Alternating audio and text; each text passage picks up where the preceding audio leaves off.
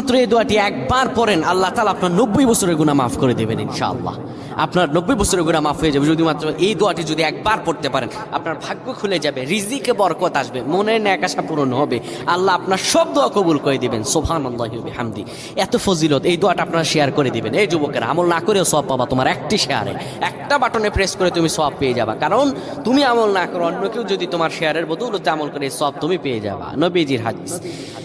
আমার ভাইয়েরা, আল্লাহর কাছে দোয়া করা, আল্লাহর কাছে দোয়া চাওয়া, এটি হলো মুমিনদের কাজ। আমার আল্লাহ বান্দাকে বলেন, বান্দারে উদউনি আস্তাজিব লাকুম, আমার কাছে চাও, আমার কাছে চাইলে আমি আল্লাহ তোমাকে দিয়ে দিব।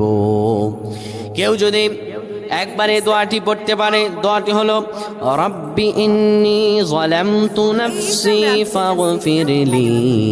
কেউ যদি এই দোয়াটা একবার পড়তে পারে, আমার আল্লাহ তাআলা তার 90 বছরের